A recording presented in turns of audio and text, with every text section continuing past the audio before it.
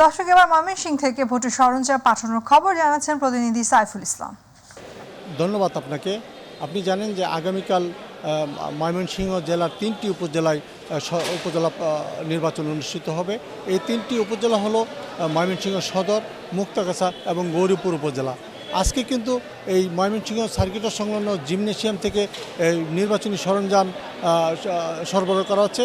আমি যদি দেখাই যে এখান থেকে যে নির্বাচনী সরঞ্জাম পাঠানো হচ্ছে এবং এখানে প্রিজাইডিং অফিসাররা নির্বাচনী সরঞ্জাম গ্রহণ করছেন এবং তারা তাদের নিজ নিজ এলাকায় এইসব সরঞ্জাম নিয়ে যাচ্ছেন।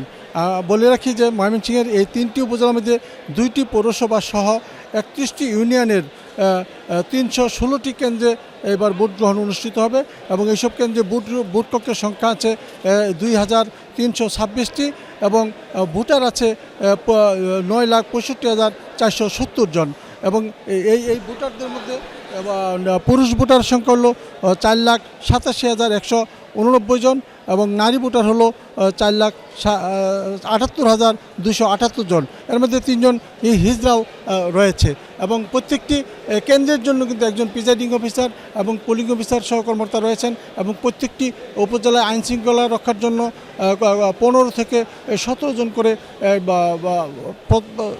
আইন শৃঙ্খলা বাহিনীর সদস্য নিয়োজিত থাকবেন এবং এখান থেকে সবগুলি সরঞ্জাম কেন্দ্রে নিয়ে যাওয়া হচ্ছে এবং সকাল 8টা থেকে টানা 4টা পর্যন্ত ভোট গ্রহণ অনুষ্ঠিত হবে বলে আমাকে নির্বাচন কর্মকর্তারা জানিয়েছেন। এই ছিল আমার কাছে সর্বশেষ। ধন্যবাদ আপনাকে।